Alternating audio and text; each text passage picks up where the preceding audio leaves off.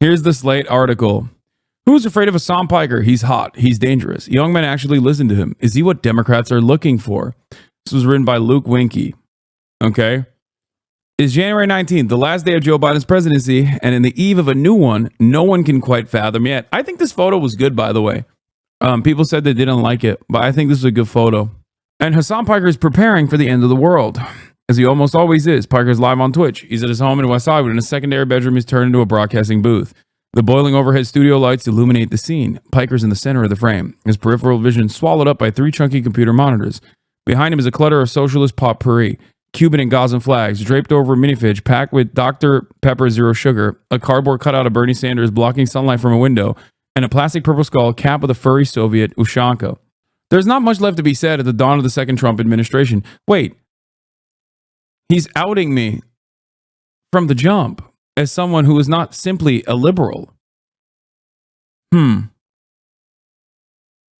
That's weird. It seems like there's a mention of socialist potpourri behind me. That's weird.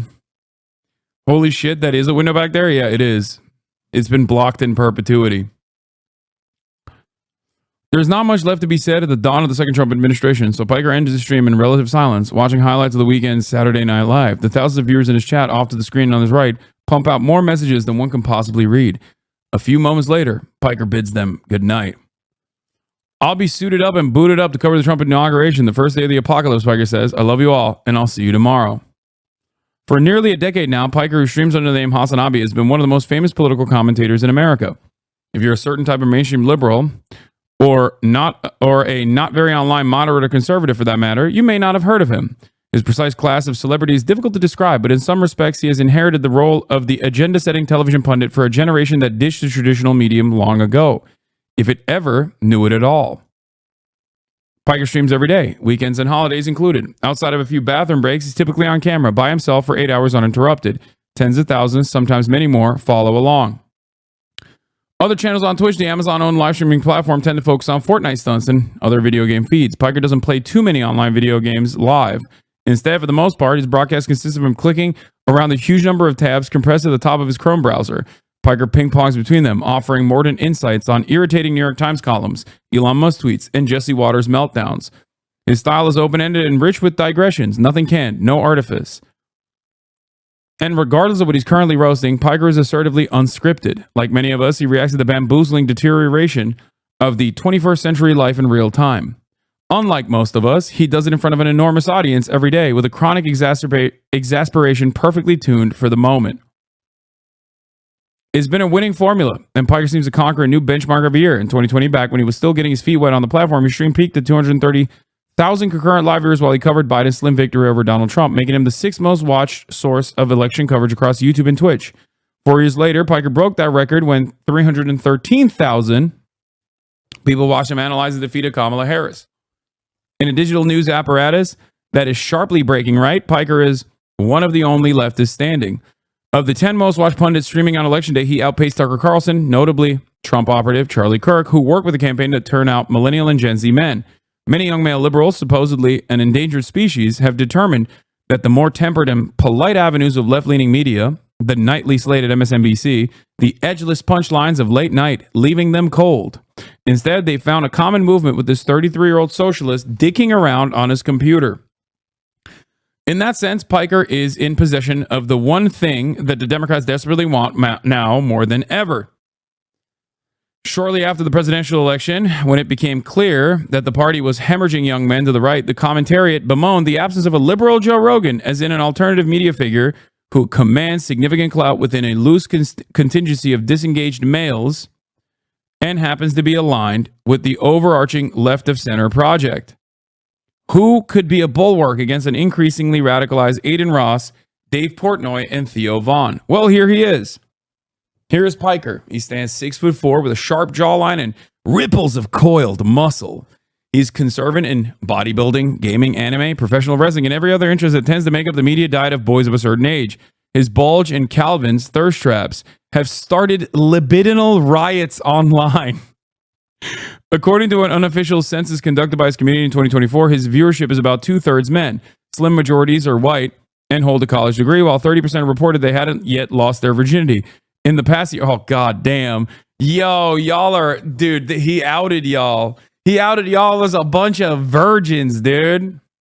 Libidinal rage is great. Libidinal riot is even better. In the past year, he has welcomed both former Federal Trade Commission Chair Lena Khan and Representative Alexandria Ocasio-Cortez to the stream. Sanders, 50 years Piker Sr., passed through a week before the inauguration and thanked him for his role in the revolution of media. Even the Pod Save America podcast, staffed by former Obama flacks who've long advocated for a more institutional brand of progressivism, hosted Piker and listened patiently while he ripped the party a new one. All this access has given Piker's show a sense of beltway authority that it never quite had during the Biden era. Evidence of a fledgling support to make him more central to the Democratic messaging. The Democrats, it seems, have found their man. Just one little problem with that. Piker didn't endorse Biden at the dawn of the 2024 cycle. Then he didn't endorse Kamala Harris either. Resting on the sheathed samurai sword near the rear of his streaming setup is a MAGA hat. Piker wears it on rare occasions he approves of a Trump decision. On one recent occasion, he slipped it on when the incoming administration had a hand in brokering a ceasefire deal between Israel and Hamas. Piker is pro-Palestinian liberation, pro-immigrant, pro-trans, pro-choice, and unapologetically himself. Some of this has brought accusations of anti-Semitism and more, all of which he strongly denies, but has lately found Piker in an uncharacteristically defensive posture. His take-no-prisoners approach makes everyone, but especially Democrats, uneasy. For a while, a staffer for Ocasio-Cortez suggested the Congresswoman would give me a comment for this article on Piker and the Democrats' future. I followed up repeatedly, only to be told that someone more senior would have to sign off. The comment never came. Also, speaking of which, AOC literally directly messaged me after this article came out being like, oops, we forgot to respond. But that's... yeah. This morning. It's fun. It's all good. As I watched Piker prepare for what was coming in January, an opening salvo from the new Trump administration that aims to redefine both the Constitution and the country. So the thing on that is, I think they also messaged Ryan Grimm. He deleted his tweet about this. Oh. Yeah. Listen, she's got a lot going on right now. As I watch Piker prepare for what's coming in January, an opening salvo from the new Trump administration that aims to redefine both the Constitution and the country, I saw into the future most Democrats are too afraid to fully consider.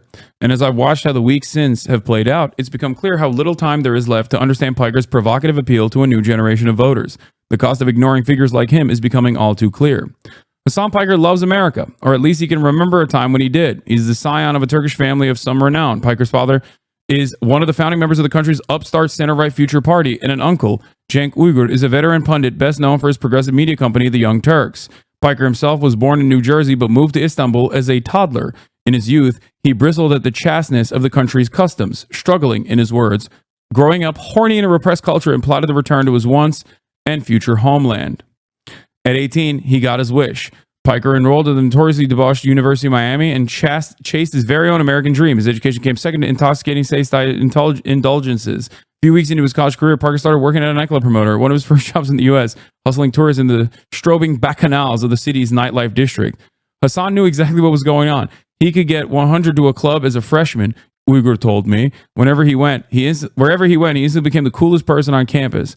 Like so many other millennials, Piker experienced his first brush with left-wing politics via The Daily Show and other Bush-era satire, but he does not exactly remember himself as civically engaged. I was a dumb college kid. I was just happy to be in America. He didn't declare a major in Miami, but after transferring to Rutgers at his parents' behest, Piker secured degrees in political science and communications in 2013. Nonetheless, Uygur remembers being surprised at his nephew inquiring about a job at The Young Turks, a publication that had already become associated with the spiky confrontational brand of populism a few shades outside the liberal mainstream. Uygur put Piker in ad sales, but as far removed from the partisan edges of the company as possible, and he hated the job. You just have to sit there cold calling and being nice to people, Piker said. It was a horrible experience.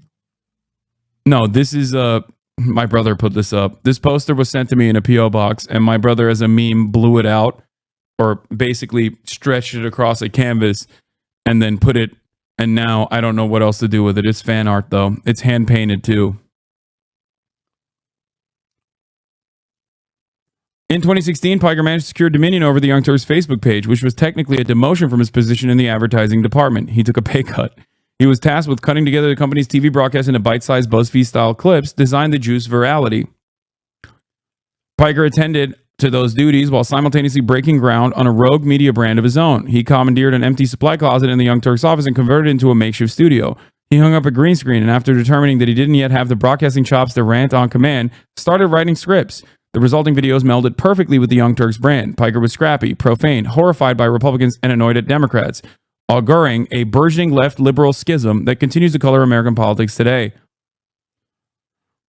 Piker began surreptitiously interlacing those uploads with the rest of the company's Facebook library. The first episode featured a noticeably stiff Piker standing in front of the camera, wearing a lavender shirt buttoned up to his collar. It was titled, 5 Things You Didn't Know About Bernie Sanders. Piker called the series The Breakdown, and it became a surprise hit on Facebook, with some videos scoring more than 100 million views. The success was a testament to Piker's content instincts. He was keyed in on generational distaste for Hillary Clinton's short-lived Democratic Party, and he also knew how to synthesize the various tendrils of social media during the shock of the initial Trump confusion. One of his most frequent targets was Tommy Lauren, an early MAGA star, who was drafting in a similar wave of engagement on the other end of the political spectrum. The breakdown embedded itself in the bones of the Facebook algorithm, and Piker leveraged the virality to promote his own Instagram, creating a raft of fans outside of the official Young Turks channels. The first time Piker ever felt famous was at a Buffalo Exchange store when he overheard 2 people talking about a particularly spicy episode of the show. I was like, oh my God, he told me. People are really watching this. The attention clarified something else about Piker. He was hot, classically handsome in a way that became fundamental to his mystique. Piker was a chubby kid in high school and continued to struggle with his way through college, but after pledging himself to the gym in his early 20s, his body rewarded him. He shed 85 pounds, his shoulders thickened, his waist cinched up, and his striking visage conquered a certain corner of the liberal internet. BuzzFeed compiled a slideshow of Piker's saucy Instagram selfies, bequeathing him the name Wokebay.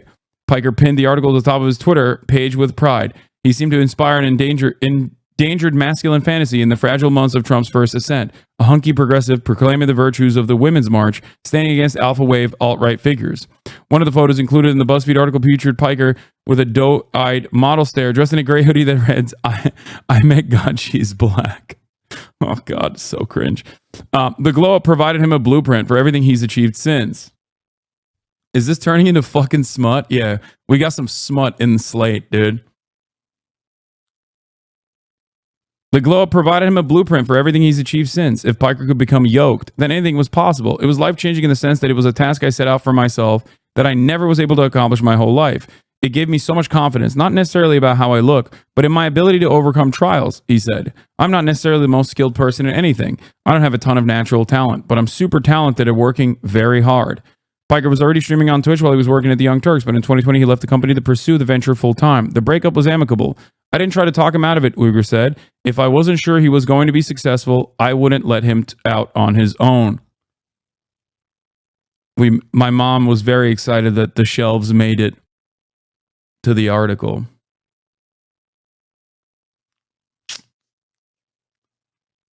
Piker regards his Twitch broadcast as a natural extension of the work he did on Facebook. Online leftism, especially since Biden secured the Democratic nomination in 2020, has earned a reputation for being dour and nihilistic, eager to cheer on the pratfalls of the Democratic Party. But since his move 4 years ago, Piker has shown a willingness to be a team player. He has hosted voter registration drives with Alexandria Ocasio-Cortez and Ilhan Omar. And when he filled out his 2024 ballot live on air, he reluctantly pulled the lever for Adam Schiff, whom he referred to as Adam Shit, owing to his staunch pro-Israel stance.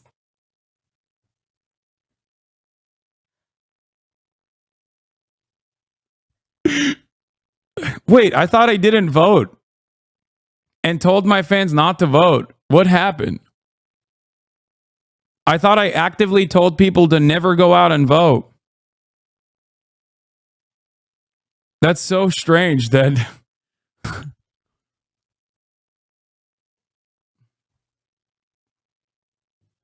That's weird.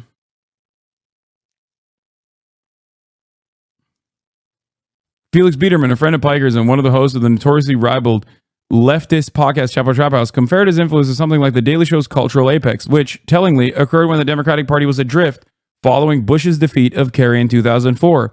Is Piker a tad vulgar? Does he engage in some heterodox thinking? Sure, but as Biederman puts it, that presents comparatively little risk to a pretty good reward. Piker's house is oddly quiet when he's not streaming. He's made the place into a palatial bachelor pad, all honoring his unique strain of bro-friendly progressivism. Bookcases pack Naruto manga next to revolutionary scholarship.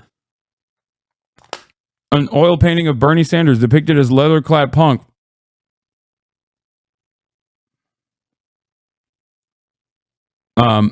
Singer gazes towards the mile-wide kitchen island. The refrigerator brims with protein shakes. Zinc canisters in every flavor are stacked in a pyramid. Most revealing of all might be a sticker plastered on the oven. It reads, "I love being mad on the internet." In 2021, he purchased this house, the one that he and I are currently sitting in, for $2.7 million. It's undeniably lavish. 5 bedrooms with 5.5 bathrooms with high ceilings, polished countertops, hardwood floors, and a stately patio on the bank of a lap pool. Piker has made no effort to conceal the good life while I'm around. I spot, on top of a pile of torn open envelopes splayed out in the kitchen, a letter from Porsche. There's parts recall for his car.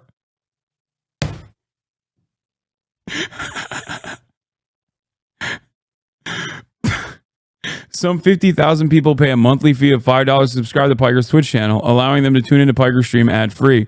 Extrapolate those numbers as NBC did last September. Piker's estimated to be raking $2 million annually, a significant upgrade from the $65,000 a year he was making at his uncle's company. He has taken full advantage of that sizable bounty, which has ruffled more than a few feathers on both sides of the aisle. Conservative media loves to fetishize the material discrepancies of progressivism, so when a vow socialist buying up prime California real estate was manna from heaven. When news broke of Piker's new abode, Fox News opined about the hypocrisy of a leftist living in upper-class luxury, while Ben Shapiro took Piker to task on YouTube. $2.7 million is a lot of money. I don't see you handing that out to all the immiserated workers in the Marxist social construct, he said. You can get yourself a tiny little shack and live yourself the Henry David Thoreau lifestyle for probably $30,000 somewhere. Isn't that funny that so many people make the Ben Shapiro argument? Liberals. They think this is a good argument. Anyway, Piker wasn't fazed. Months later, when he posted a video of himself at a car dealership purchasing a $200,000 Porsche, it was not $200,000. Goddamn. Wait till they find out that I'm never going to fucking drive it, he said, as a fresh wave of outraged MAGA acolytes filled his mentions. Does a socialist reveling in his abundance expose a political contradiction? Perhaps. But Piker has also correctly identified that in 2025, when Trump of the Manhattan penthouse can be twice enshrined as a working class hero, those contradictions are not nearly as relevant as they used to be. Also, I didn't purchase it. I leased it, but that's besides the point. Piker is a young man responding to his enormous windfall in a way that is extremely relatable to other young men. That, more than anything else, has proven to be invaluable to his cause. Hasan lives a super aspirational life. A lot of other men on the left don't have that same aspirational aesthetic to them. Taylor Lorenz, an author and journalist who covers internet culture, told me, there's a generation of young people who want to consume media from someone they look up to. They want to improve their lives. They want to imagine a better world for themselves. And a lot of people are selling that better future in a package that is hateful. I think Hasan sells them on a progressive future. Piker is happy to meet MAGA men where they are. I give a lot of leeway to people for having somewhat bigoted views, he said, without hesitation. It's a radically different strategy from liberal orthodoxy that, for years, balked at the idea of courting people who were too retrograde, too brain-rotted by conspiracy, simply too far gone to be marbled into a larger political project. It recalls an incident in early 2020 when Sanders was excoriated for accepting the endorsement of Rogan, someone who indeed has shown that he has held those bigoted views Piker speaks of. What did that liberal purity earn? Voters under 30 dramatically swung to the right in November's election. Young men in particular have been conquered by the Republican Party. 56% of them voted for Trump in 2024 compared with just 41% in 2020. Piker argues for a different approach. A few weeks before we met, Piker spent a day filming content with a fitness influencer named Bradley Martin, who has 4.2 million followers on Instagram and who voted for Trump in November. Piker talked about housing justice and the vagaries of private healthcare on Martin's podcast. Then the two of them crushed 300-pound deadlifts at the gym. I think that's something a lot of political commentators lack in general, Piker said. They're not real human beings. What I do requires a tremendous amount of charitability from the audience. I speak in opposition on a lot of issues that people take for granted, issues that people have been socially conditioned to believe are the norm, and that the alternative is scary and dangerous. So people have to be open to hearing me out. It might make them more open-minded in my commentary and the way I see the world. Piker has reason to believe it's working. On the r/Hasan Piker subreddit, home to 151 thousand Marxist Chaz, there is a thread titled, "How'd you come across Hasan?" Some chime in to say they fell in love with his videos from the Young Turks or via a shout out from AOC, with scores more accredit Piker for either their radicalization or de-radicalization. An avowed centrist recalls being fearful of the stigma of socialism until he watched a video of a guy who was young, sexy, and strong, debunking a right-wing talking point on a systemic racism. They've swung left ever since. Another poster recalls going down a much darker path. They were watching Shapiro and Steven Crowder and found themselves sympathizing with white nationalist rhetoric. Over time, though, the poster began turning into some of Piker's non-political videos. They found his personality charming, and it slowly drew them into the movement. By the way, that led me to where I am today, and where I'm a democratic socialist, they wrote. And I'm glad I started watching him before I could vote. Let me explain something to you. This is why a lot of what like liberals do, this is why what a lot of like other liberal content creators do in terms of like disparaging what I have to say is somewhat damaging. And if they do truly care about like de-radicalizing or pulling people away from right-wing sentiment, the endless attacks against someone like myself unironically actually hurts their own personal agenda. Okay? That's because they don't want to like address any of the things that I talk about. They just hit me on my persona or personality, and they constantly say I'm like a bad person over and over and over and over and over again, and constantly seek out like clips that they can cut to be like, this is a bad person, you shouldn't follow this person, and they make up lies. Now that, of course, 100% ruins the charitability that random people might have towards me if their first introduction to who I am is completely fucking well poisoned by some dude who unironically hates me and wants everyone that is paying attention to him to also hate me as well. It sucks. They keep framing your person, not your ideals, and there ain't even nothing personal to disparage. You're almost squeaky clean in that regard, unless most who point at you. Yes, but it doesn't matter, because even if I'm not the one who is creating the drama, okay? Even if I'm not the one who's personally creating the drama, even if I try to be as like drama averse as possible, for people outside of my sphere of influence or whatever, they see that as drama. They see that as a guy who's constantly finding himself in the throes of drama. Do you see what I'm saying? They're like, oh, that guy's always in fucking some shit. And it sucks, but there's literally nothing I can do about it. So I've decided a couple years ago that it doesn't necessarily matter. Just I will keep saying the things I've been saying over and over again. And that eventually I think people, if they tune in, even if it's for hate watching purposes, if people tune in, they'll realize that like a lot of the stuff that people are saying are just completely ridiculous, completely made up. You know, when people say I'm a controversial individual, are there controversial things I've said? Absolutely. I'll take ownership of that any day of the week. But in most circumstances, they're not talking about like America deserved 9/11 or whatever. They're talking about made up controversies that get a lot of fucking play on Twitter or Reddit, mostly brigaded. Them being mean doesn't make you wrong.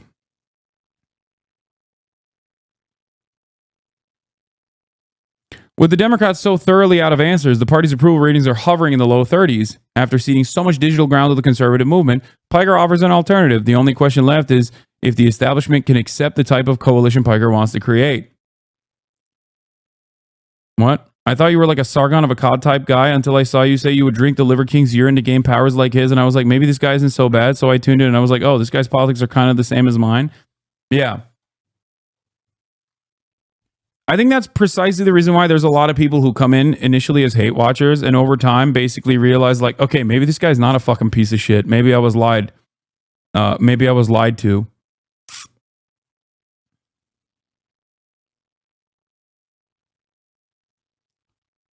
But I've rarely ever seen someone be like, I gave a shot and I started watching and I hated it. Like maybe there are people out there who are just like incredibly brain broken by liberalism or conservatism in general. But, you know, Piker likes seeing government employees lose jobs. Yes, Robert J. Christ, definitely. That's why I've spent the past month talking about how devastating and damaging and insane that is.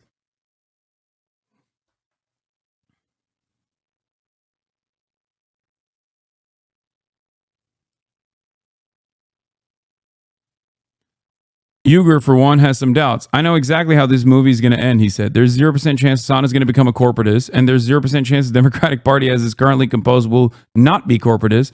So they will have an inconvenient marriage for a while, and then they'll fall out of love with him. At the end of the day, he's not going to give the message that they want. I mean, he's right. I will not change. Some signs suggest otherwise. At his house, Piker told me virtually everyone running for the head of DNC has reached out to me, but I haven't had time to interview them. We were sitting in a studio while Kaya, his enormous Tibetan massive, weaved through our legs. Well, except for Martin O'Malley, I think, or whichever one is the most corporate. Ken Martin eventually won the job. But he too had his doubts about how deep his influence can get in the current environment. I'm not changing. That's the thing. I'm not above admitting when politicians do good things, but that doesn't mean I'm going to be a Democratic Party operative. That's just not how I operate. Some people play catch up with the Democratic Party and defend everything the Democrats do on principle because they see that as a way to improve their social status. They're just careerists. But I have a real political opinion, a real way I see the world, and I genuinely believe that it improves the living standards of everyday Americans. I think that's not only good policy, but also good politics. If a day comes where I'm side by side with the Democratic Party, Piker added, that means the Democratic Party has changed its ways. This was the day before it would become clear just how badly the Democrats were prepared for what was to come. Last year, Piker briefly considered quitting his streaming career. He thought about going back to school, earning a PhD, and never again worrying about the scrutiny on his life or his politics. Piker began to feel this way after October 7, an event that forced him on and every other pundit to witness every day the escalating horrors of the war between Israel and Hamas. Piker was a steadfast pro-Palestinian voice, and during the war, he demonstrated sympathy for some of Israel's assailants. This often put him in reedy territory. In one memorable instance, Piker interviewed an alleged Houthi sympathizer who went viral on TikTok for his uncanny resemblance to Timothée Chalamet. Piker asked him if he watched the long-running anime One Piece. The teenager nodded enthusiastically. The incident helped catapult Piker to the forefront of the American anti-Zionist movement. I don't think this was what catapulted me to the forefront of the the American anti-Zionist movement. It actually had no motion until everybody decided to yell about it like a couple months ago to try to get me banned to do because of that interview.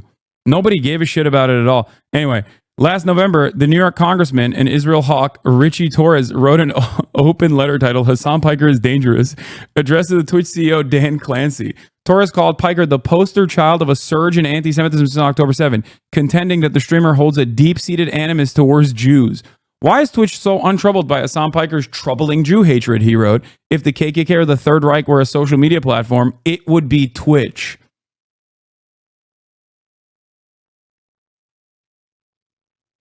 Piker was used to the routine drama of internet fame, but censure from an elected official was a different beast. Fox News, in a story published after the letter, outlined a lengthy taxonomy on Piker's takes on Gaza. Among them, that sexual violence that occurred on October 7 didn't change the dynamic of the conflict for him, that Hamas was a lesser evil than the Israeli military. Meanwhile, Jonathan Greenblatt, head of the Anti-Defamation League, took to X and claimed that Piker's toxic screeds against the Jewish state normalized bigotry and laundered terror, imploring media companies to deplatform him. The controversy has started to affect Twitch's bottom line. As Bloomberg reported in December, a smattering of online forums, all associated with the Zionist streamer and infamous internet troll Stephen Destiny Bunnell, who has gotten into hot water for his usage of various slurs, have canvassed companies to suspend their ad campaigns with Twitch. So far, JP Morgan, AT&T, and Duncan have acquiesced. So, for the first time in his career, Piker is under siege. Well, that's not the first time in my career. He maintains that the quotes circulated by Fox News are cherry-picked from the protracted monologues of his stream. As someone who has sampled the entirety of these broadcasts, which are all far too self-reflexive to ever be reduced to a single talking point, I think that assertion is largely true. Still, for as much as he told me it's not great to be roped in with racists and Nazis by the Israel lobby, Piker does find himself wondering if all this fracas might signal a greater shift.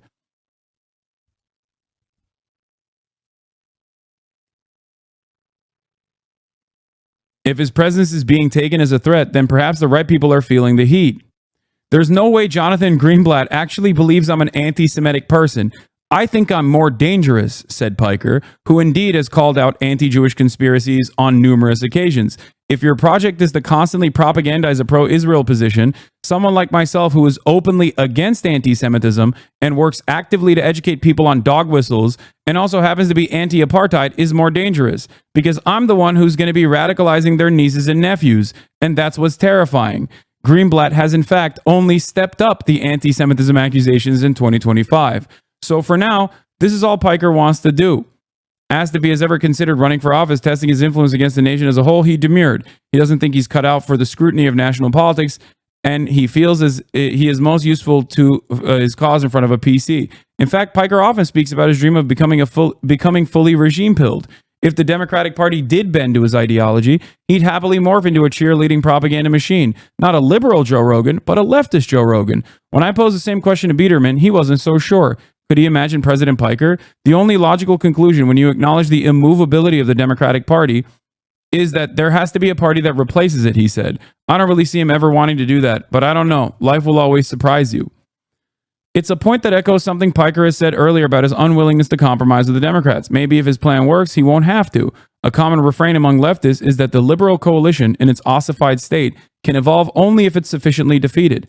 How does one purge its conservative elements, or expunge its corporate donors, or concoct a more progressive foreign policy?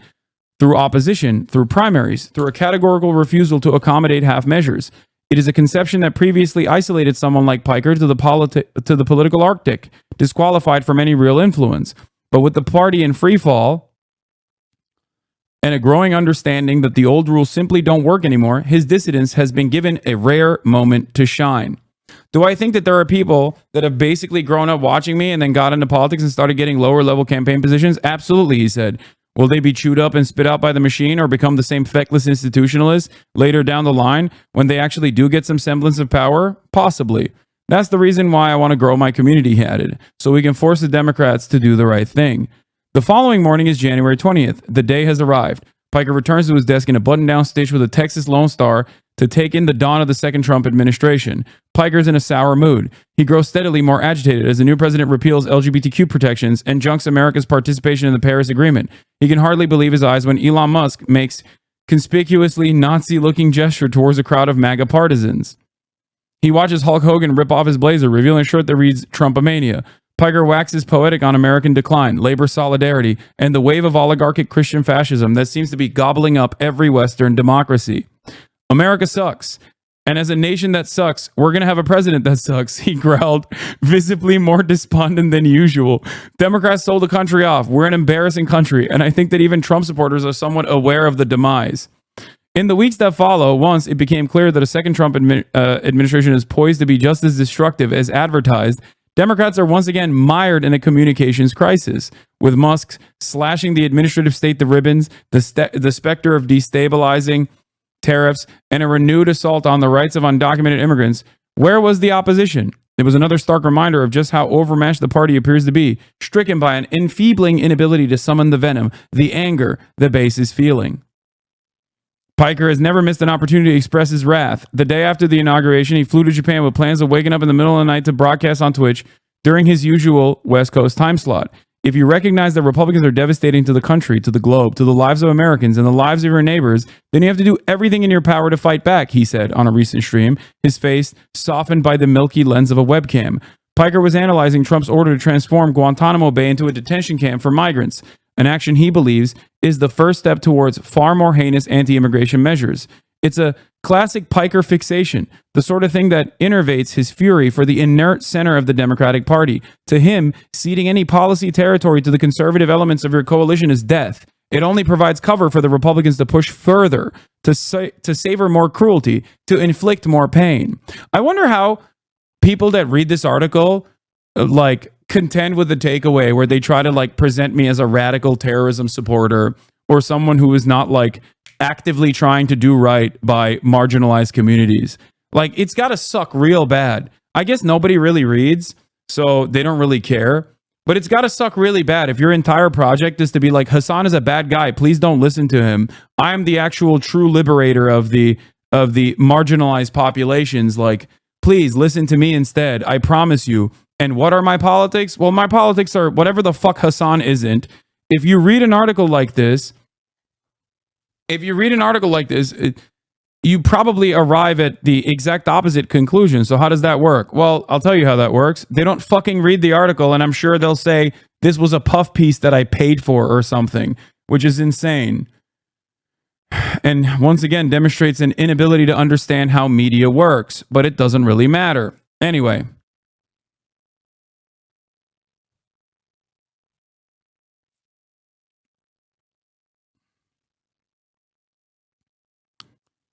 That's why I kept criticizing Democrats during the election cycle. This is why I kept losing my mind, Piker said. I was like, dude, I don't want Trump to win. And it seems like you guys want him to win, or at least don't care enough to do what is necessary to stop him from winning. And here we are.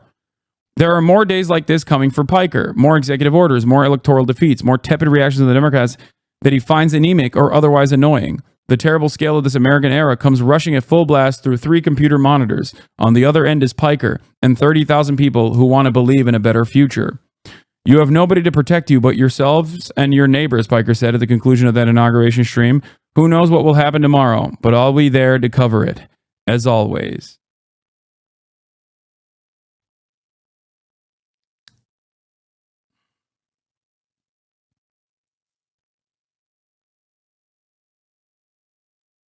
Anyway.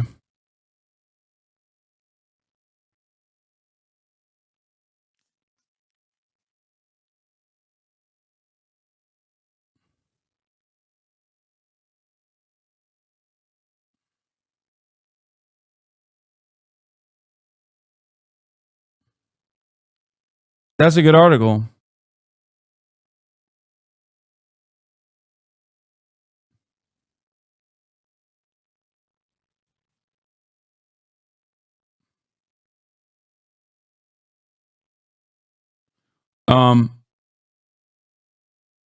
There was another one as well that I didn't even know was coming out. I didn't know this one was coming out either. But yeah, go show the article, go read it, go show the article some love, spread it around, show it to your friends and your family members. This is basically the written format of me whenever I do like podcast appearances. You know? And also, as expected, the fucking journalist that dare write that article is of course being harassed by all of my insane haters and their fans.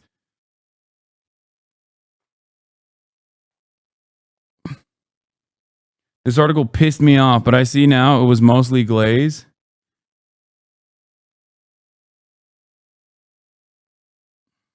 Yeah.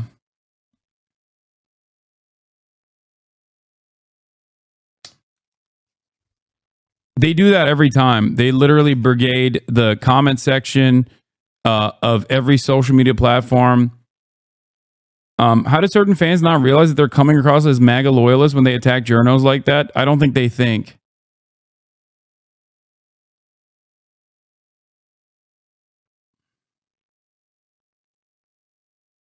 That's what it is for the most part. There was also a Polygon article by Nathan Grayson, who's writing a book and wanted me to be a part of the book as well.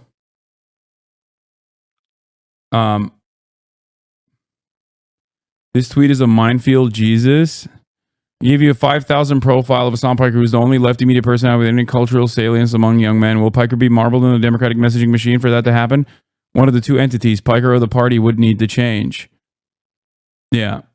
It's like literally immediate brigading. Why label him a liberal? He hates liberals. What is this account that I muted? Glug, glug, glug. Yeah. When extremely online weirdos, I didn't realize you love anti-Semitism and terrorism. Are you going to call babies valid military targets too? He really hates America. And even the young Turks avoid him. Really embarrassing puff piece. This is what I mean. Like, all of the weird, like, sex pestiny brigades come full throttle. Every time a single article is written about Hasan and Destiny, Ethan's fans swarm the replies after being told to brigade. Just some of the most pathetic behavior you're ever going to see. It is pretty crazy that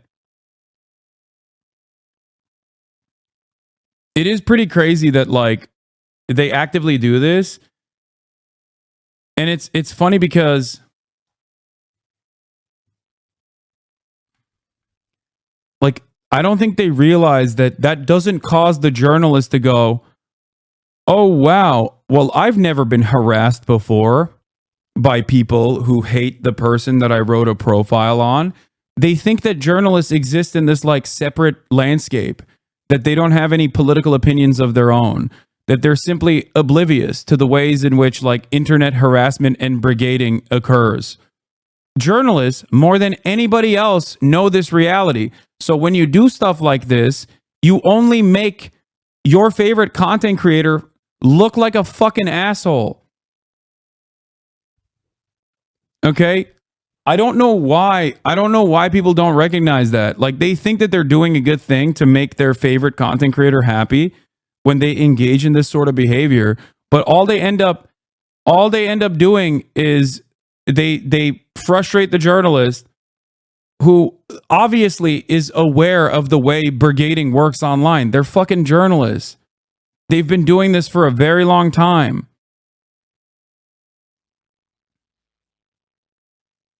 Yeah. They still think they're holding you accountable. I think that's just a lie that they told themselves a long time ago, that they basically believe, or at least they must maintain believing.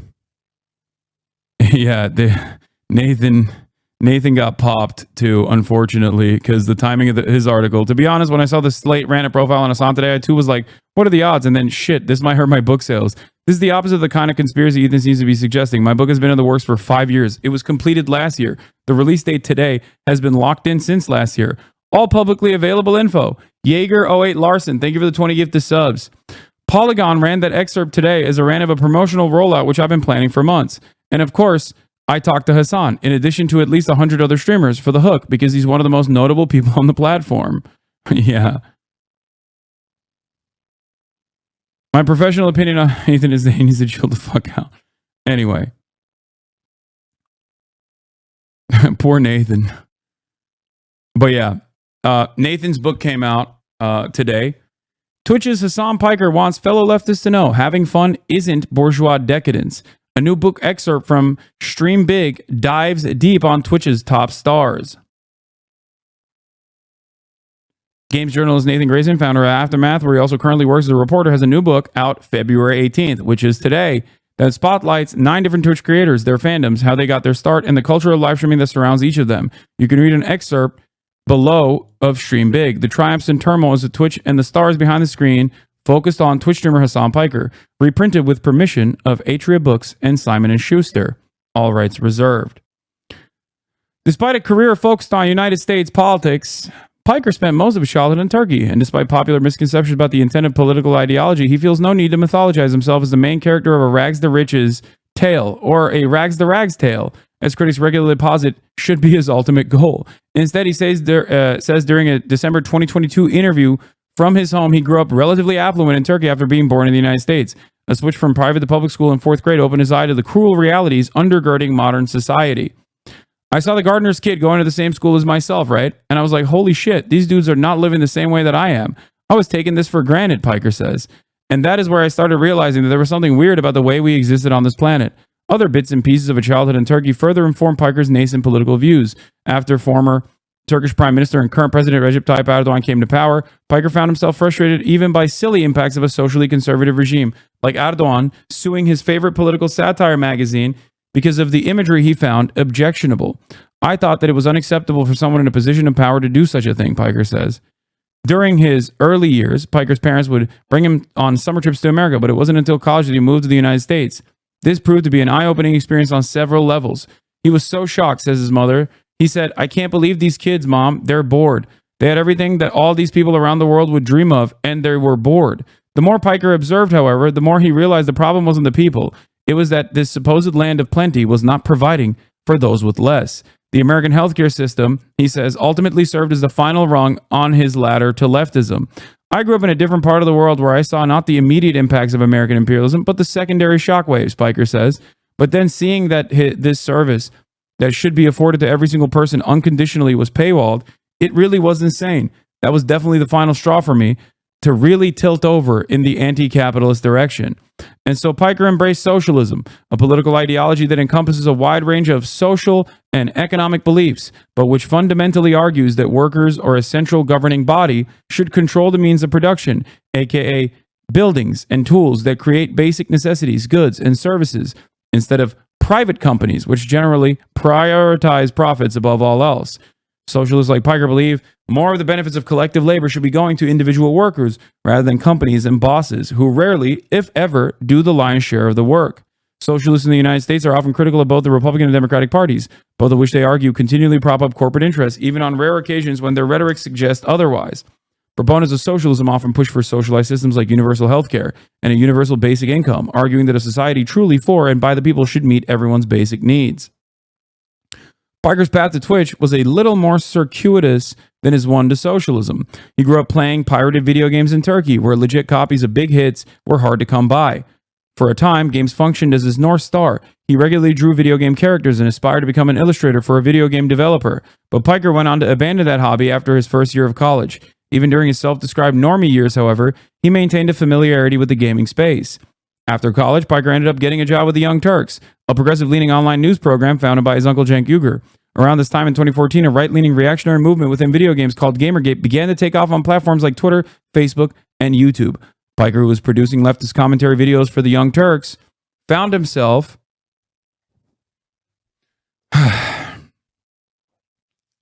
sharing online real estate with a movement that would go on, pioneer tactics, and produce stars for the alt-right. I saw the YouTube commentary space infested with these neck-bearded weirdos that were super right-wing, says Piker. I mean, they fucking hated me. They were not fond of me at all. They were not fond of the Young Turks. They were blowing up. They were gaining a lot of prominence. And a lot of gamers were being radicalized by these commentators that made themselves out to be centrist, but clearly weren't. You know what's really funny about that? It's happening again. The Biden administration brought it back in a big way, and now it's once again going through that same exact fucking cycle. Also, Jaeger Larson, thank you for the 50 gifted subs. When are they going to mention your sexist arc, which is, by the way, still ongoing? Yes. Yeah, they're not mentioning it because it's ongoing.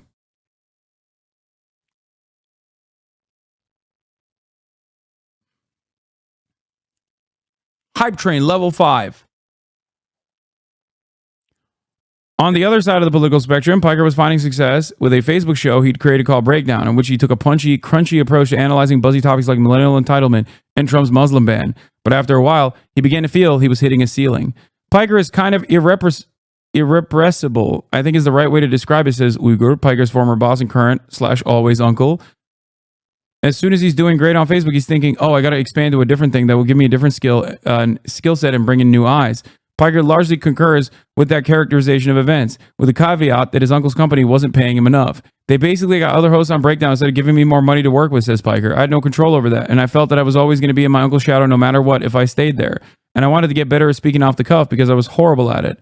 Piker wanted to build a living, breathing community, one united around his principles. He felt that in order to accomplish his goals, he'd need to meet people where they were at, not where po-faced political scholars wanted them to be. I wanted to show people authentically that you can be leftist and have fun, says Piker. It doesn't have to be about constantly woke scolding people and appearing as the biggest joy killer, as though having fun is actually bourgeois decadence. Others who followed in Piker's wake, like a smaller leftist Twitch streamer named Mike from PA Buyer, see this as a core element of his appeal. Piker is, in his person, a refutation of a lot of the stereotypes of the left, right? He's large, strong, attractive, funny guy who you want to be friends with, but he also has the values of the left, says Bayer, who was previously collaborated with Piker. He can just refute in himself a lot of the stereotypes about soy boy, blue-haired cringe, you know? The idea that if you vote for the liberals, they won't let you laugh at jokes. He just refutes all of that instantly. Marcus DJ Wheat Graham, a streamer since the earliest days of the medium and a broadcast journalism major before that, sees in Piker a continuation, not just of irreverent political pundits like Jon Stewart, but also shock jocks like Howard Stern. Piker is unafraid. I don't even remember this glazing session. What the fuck? Yeah, it's now in a book. Mike from PA Bayer. Like, it's not just in an article. Understand, chatters, that this glaze is literally written in print in a Simon Schuster publication. Okay? It's literally in print. It's in fucking print. They didn't even get your username right, which is even funnier. Okay, it is literature. It's permanent. It will never go away.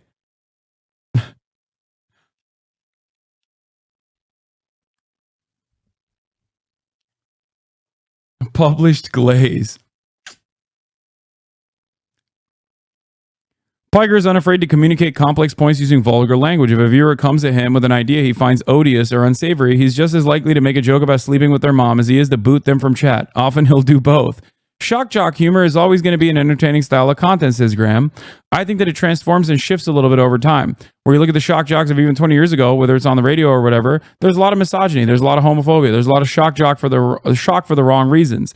I think the shock jocks of today are more creative and clever. It's not just about being a bunch of degenerates. You've got Piker, who's kind of a shock jock, definitely in a political world, knows how to talk about things in a different way, the way he presents his positions and so on. Piker only really found himself in his current course following the 2018 Fortnite boom, alongside millions of other people he watched then. Twitch kingpin Tyler Ninja Blevins.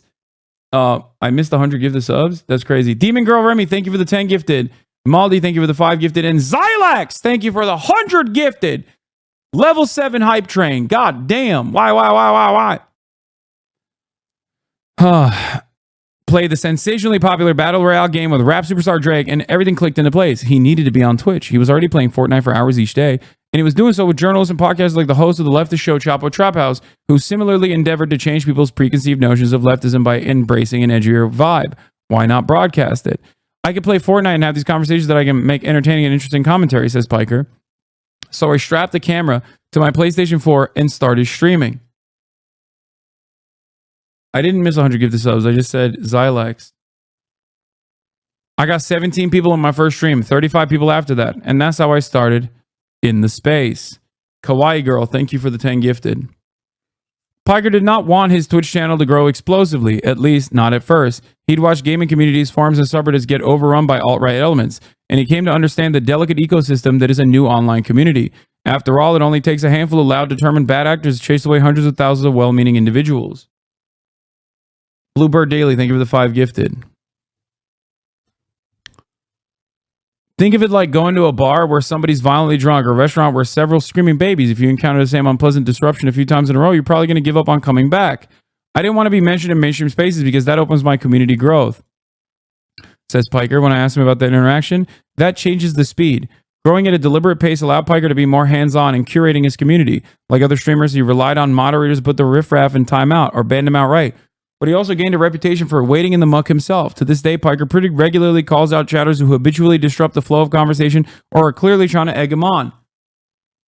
Jaeger Larson, thank you for the 47 gifted subs. Hassan's New Pharmacist, thank you for the 5 gifted.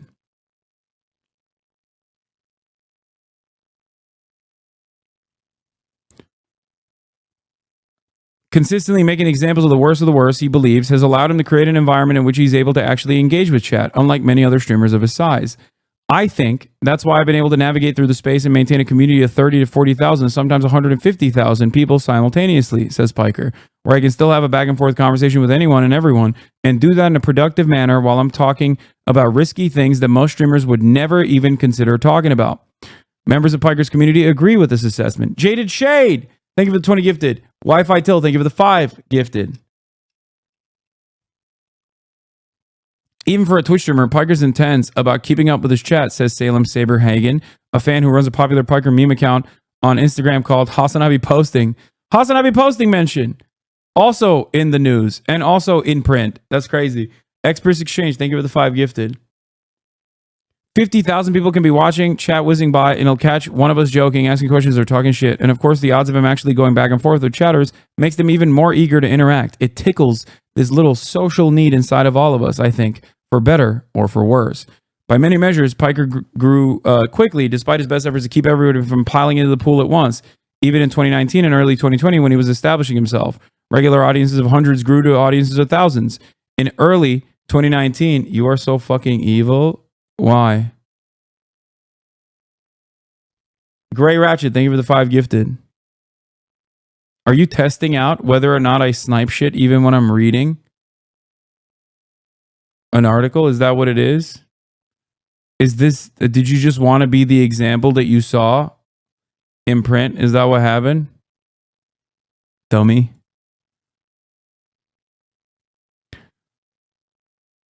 Before long, Hasan Scamcoin, thank you for the 5 gifted subs. Cap Dre, thank you for the 10 gifted subs.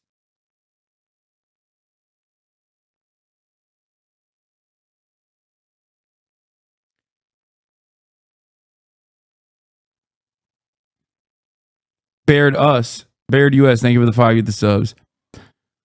Before long, Piker and the Young Turks came to what Uyghur calls a mutual decision to separate due to both Piker's desire for independence and the potential for his unconstrained commentary to be associated with the Young Turks. Working outside the bounds of mainstream media, but still running a more traditional network than Piker, Uyghur now believes that his nephew's ascent was inevitable. The Young Turks were not as large as mainstream media, but we don't get the same leeway as Piker because we still have to be cognizant of advertisers generally and other companies. When you're a one-man shop on Twitch, you can say not only the things that are true like we do, but you can say it in an irreverent way that audiences and especially young audiences connect to. And so a guy like Piker was bound to arise. He's just particularly adept at it. So he was the perfect guy for the perfect time. Quick Draw Dan, thank you for the 10 gifted. By the time 2020 rolled around, Twitch audiences began to regard Piker not just as a worthwhile follow, but as indispensable viewing. I did look like a caveman back in the day. It's crazy how I went on for so long looking the way I did.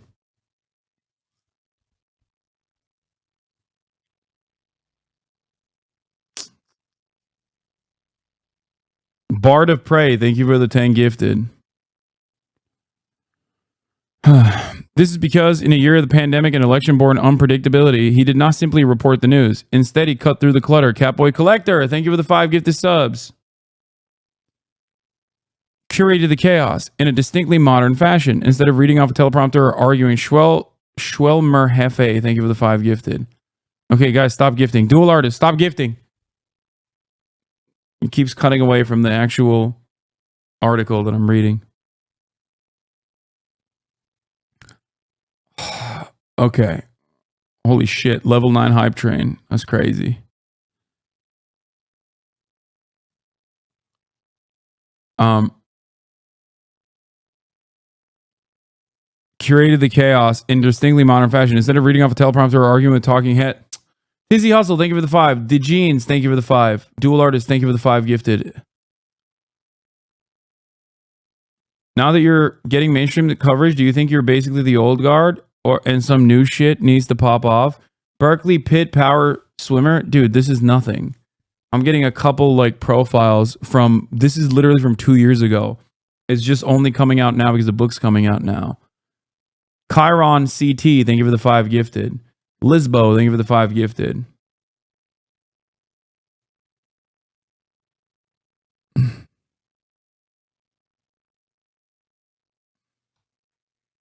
The Sov, Cape Sierra, thank you for the 10 gifted. Arania, thank you for the 5 gifted. Demon Girl Lemmy, thank you for the 10 gifted. He's finally thanking you guys. I mean, I always thank like the gifted subs.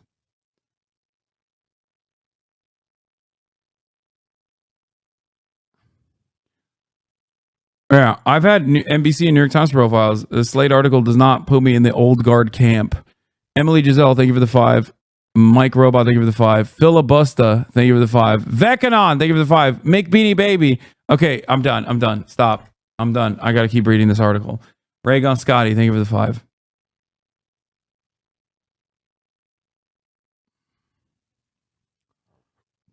Instead of reading off a teleprompter or arguing with talking heads, he pulled information from a variety of sources, web browser bristling with links to breaking news on Twitter and YouTube, as well as networks like CNN and Fox News. He used the same tools any of us might have access to, and viewers saw what he was, his web browser, a chat panel, and a video feed of Piker himself. There was nothing fancy about it, but that was part of the appeal.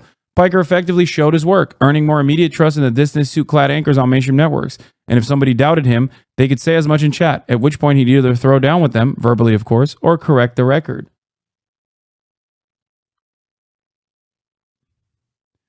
As Vice put in a piece about Piker's coverage of the 2020 presidential election, while your parents were most likely watching CNN's John King tap around the electoral map on a giant touchscreen, Piker sorted through exit polls and early reporting the same way I did, clicking frantically between tabs of different news sites, YouTube streams, and various chats.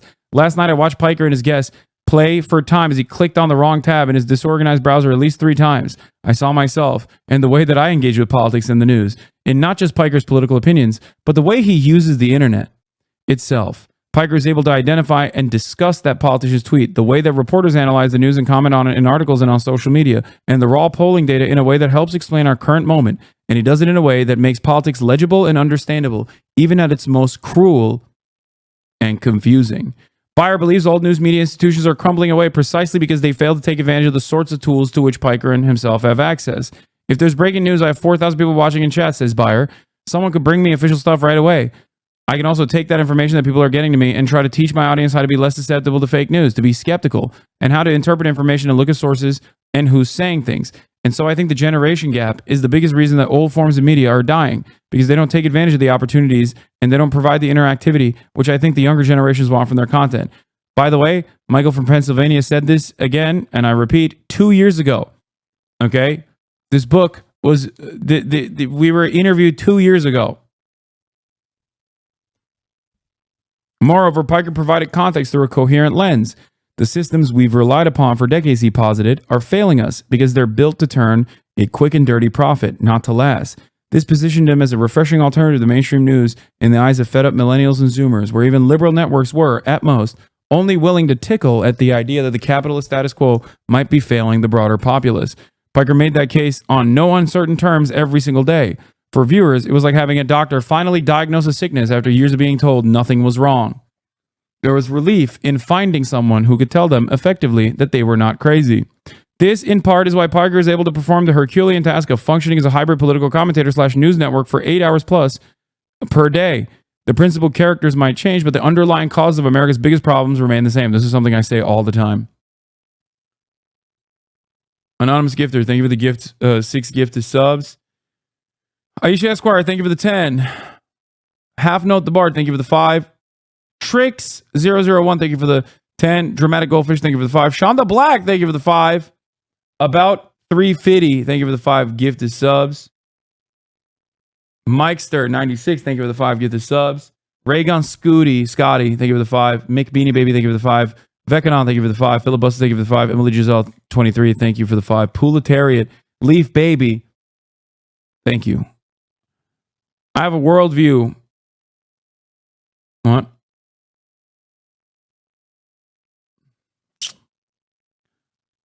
Whispers, thank you for the 10. I have a worldview and a foundation that I've built on what I believe in and what I want to say about any particular subject. The way things are in America and all around the world really is that these systems of oppression don't necessarily change. Sometimes I'll pull up a video from 2016. I'll be like, this is the exact same thing I said in 2016 about abortion. And unfortunately, it's still the exact same thing I would say about abortion, police brutality, labor rights, wealth inequality, you name it. None of those issues have been solved. So I already have a lot of things that I've said and a lot of things I believe that I find myself repeating.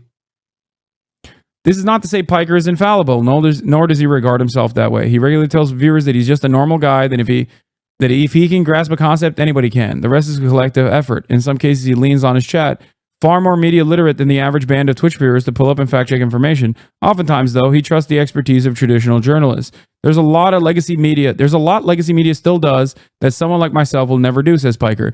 In my opinion, they should never do op-ed stuff. They should keep doing journalism instead, good journalism, because that is the most important part of the job. Whether I agree with them or not, whether I agree with the publishers or not, whether I yell about the New York Times or the Washington Post regularly, it doesn't change the reality that they're still doing something that is necessary and incredibly important.